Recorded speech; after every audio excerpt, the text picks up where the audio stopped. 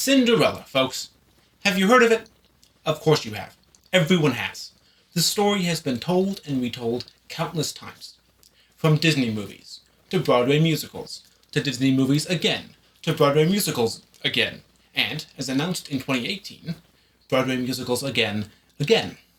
That's right, Andrew Lloyd Webber, the mind behind Phantom of the Opera, School of Rock, and Cats, would be trying his hand at reinventing the classic tale.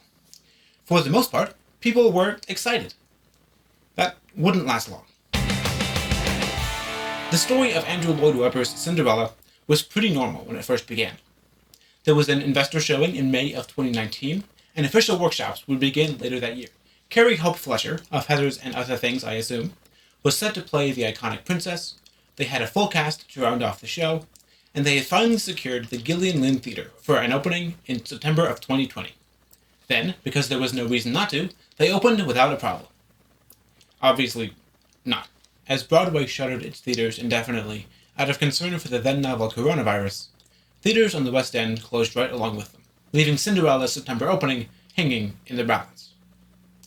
As September came and went, the opening was pushed to October of 2020, and then again to spring of 2021. But it was also announced that much like Webber's previous musical, Jesus Christ Superstar, Cinderella would get an official concept album recorded during lockdown before it opened on stage. With one final delay from April to July, Andrew Lloyd Webber's Cinderella finally opened for all the world to see.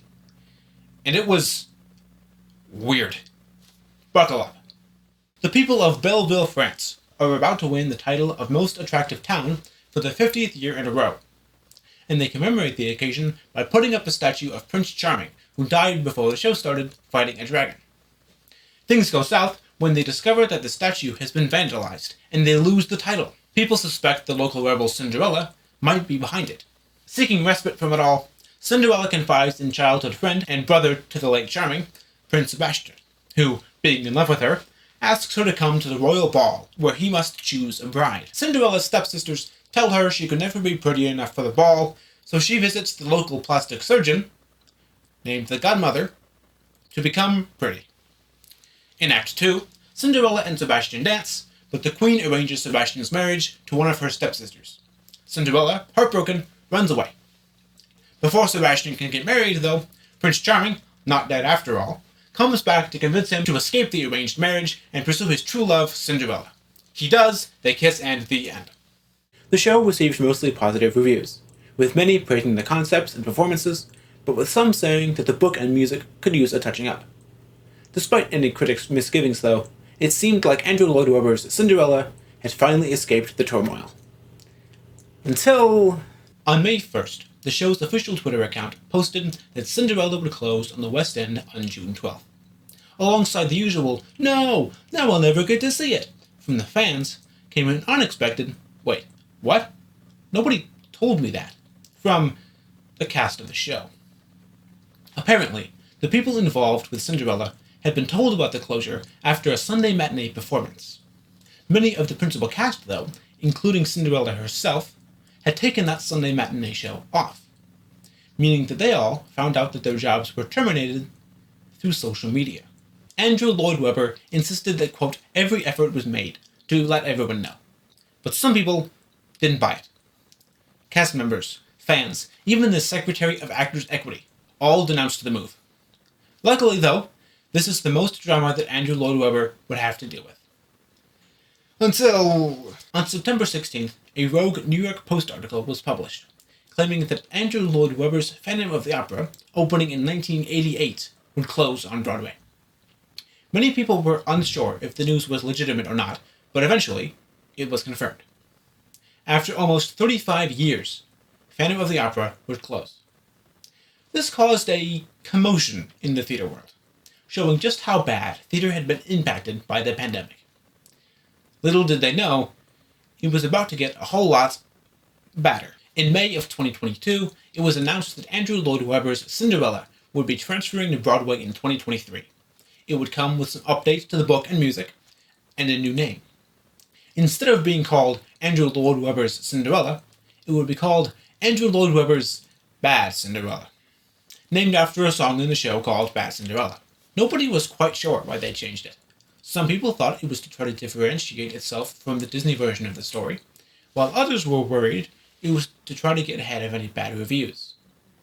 When it finally opened in March of 2023, people found out that it was the second option. As reviews poured in, there was one consistent factor. Nobody liked it. New York Post. It's a mess with multiple personality disorder. Vulture. It parrots sentiments and sounds better expressed in other shows.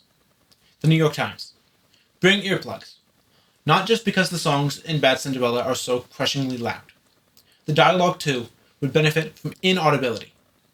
For that matter, bring eye plugs. The sets and costumes are as loud as the songs. If there was such a thing as soul plugs, I'd recommend them as well. The Guardian gave it 4 stars, and some people did enjoy themselves.